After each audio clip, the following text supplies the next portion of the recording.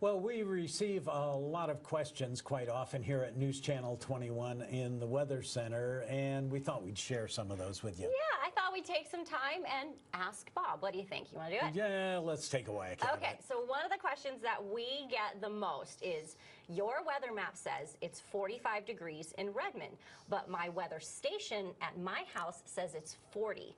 Why is that?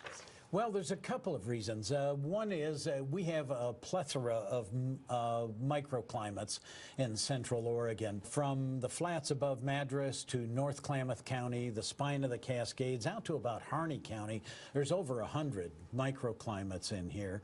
Plus, when cold air descends into an area, it will tend to, it's a fluid, and it will tend to gather in some deep troughs. So if you sit in a little bit of a hollow, you're going to be a little colder than your neighbor up the hill. And I've had many times, I live in South Bend, and I'll have 2-3 inches of snow, and I get to the north end of town here where the station is, and it's bare ground. That's right. It's just very, very wonderful, interesting microclimates. Keeps our job interesting. That's exactly right. Okay. Another one we get often is, you shared how strong the wind was last night in several areas, but not in La Pine. Why are you leaving us out? Not leaving you out, exactly. We're not. But the big story is always those areas that are affected adversely by the weather. If you don't have a lot of wind, the real story is going to be in those areas that do have a lot of wind. Okay, another one that we have. Can it really be too cold to snow? Well, it's said that it is, but our heaviest snow falls between 28 and 35 degrees. And it's optimal because, number one, it's down around freezing, and number two, the air is still in a status that it can hold a lot of moisture. Once you get colder than that, that air really contracts and it doesn't hold the moisture, and you wind up with these little, you know, the crystalline snow that you get. It's the one that hurts your face when it hits you. It feels like little sands being pelted on your cheek. Exactly right. Yeah, that's it.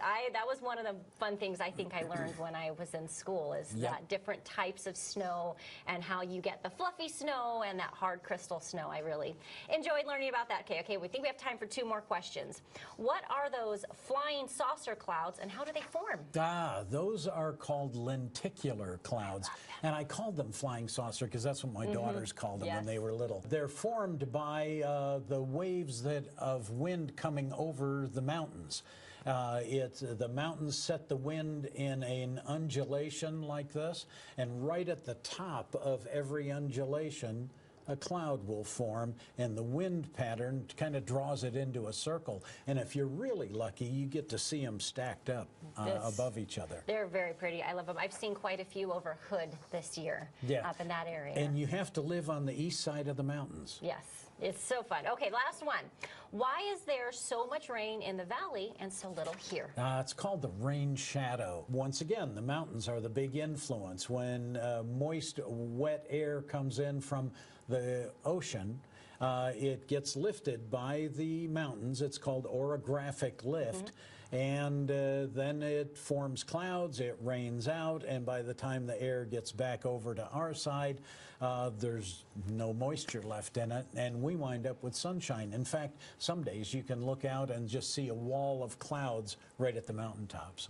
Very fun. I love it. I love all this weather stuff. You got me hooked years ago, Bob. We're just kind of nerds at heart here. We've had some fun and interesting questions asked over the years. Now let's take a look at what's with the weather and how some of the most important weather processes drive how our weather works.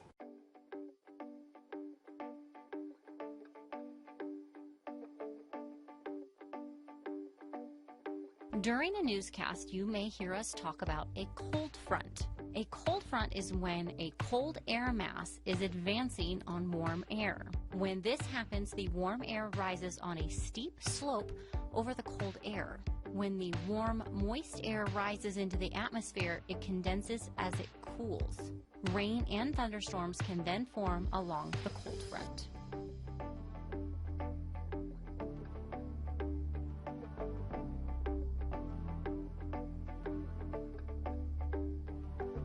Now let's talk about a warm front. When we say a warm front is headed our way, we're letting you know a warm air mass is advancing on cold air. Just like with a cold front, the warm air rises over the cooler air and condenses and can form clouds. The difference with a warm front is that the air rises on a gradual slope and any clouds that form are over the cooler air. With a warm front, if the air ahead of the front is cold enough, we could get a wintry mix. One of my favorite types of weather we get when it doesn't start a fire are thunder and lightning storms. Thunderstorms can happen when layers of warm, moist air rise in a large, swift upward motion into cooler parts of the atmosphere. The moisture in the updraft condenses to form towering cumulonimbus clouds. Ice particles and water droplets in the cloud collide and cause positive and negative charges. Positive charges are at the top of the cloud, negative at the bottom, and positive at the ground. When we see a flash of light, that's when the negative energy meets the positive energy either within the cloud or on the ground. A positive strike can happen from the storm anvil. This can happen miles away from the storm and are considered the most deadly strikes. Another weather favorite of mine is when it hails. In a strong thunderstorm, there is an updraft and a downdraft. Raindrops can be carried into the cold parts of the atmosphere and freeze into small hailstones. When it drops in the cloud, if it's still light enough, it can be carried back up with the updraft. It will again collide with supercooled water drops and grow in size. The hail will continue to be carried up and down until either it's too heavy or the downdraft weakens, and it will then fall to the ground.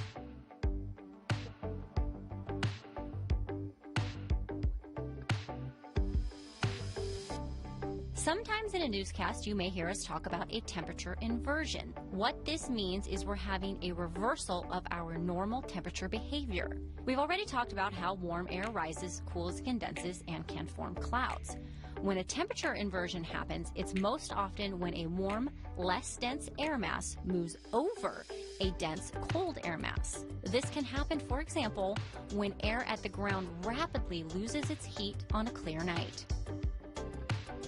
In the northern hemisphere, our winds generally move from west to east, known as the westerlies. One way this impacts our climate here in Central Oregon is with upslope and downslope winds. As the winds move up the west side of the Cascade, the air cools, condenses into clouds, and it rains. Once that air begins to move down the east side where we're at, it immediately begins to warm and dries out. The result for us, warmer and drier conditions.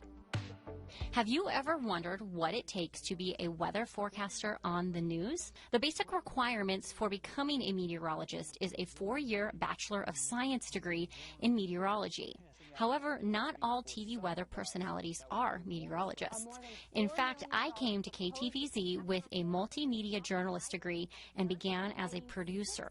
Once at KTVZ, I took the opportunity to study the weather under the chief meteorologist, Bob Shaw. I studied for a few months and began filling in when needed. It did not take long for me to realize the weather was my true passion. In the fall of 2019, I began an online Bachelor of Science program in broadcast and operational meteorology at Mississippi State University. There are, of course, degree programs for meteorology if someone wants to go into this field right out of high school. Probably the most important part of my job is getting the forecast ready for you.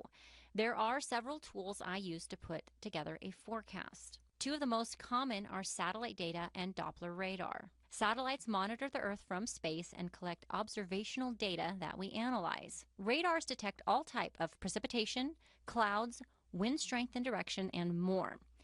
All this information is fed into our computers here at the station. I arrive at least 2 hours before my first newscast to prepare the forecast. In those 2 hours, I not only look at satellite and radar data, I also check surface analysis maps for air pressure, wind speeds and direction, temperatures, dew points, humidity, snow levels, and others, depending on the time of year and what weather conditions I'm keeping an eye on. Once I've collected all my data, I set up the presentation of the forecast in our software.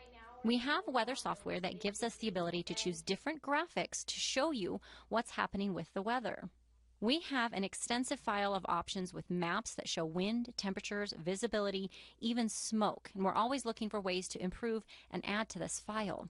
We can also use graphics to share a viewer photo, hourly day planners, or even a float forecast during the warm summer days. Once I know what's happening in our region, I choose and arrange my graphics to best communicate with you what's happening with our weather. It's time to check in and see where Santa's at on our Santa tracker. It looks like he's headed to Central Oregon with his first stop bringing him to Deschutes County.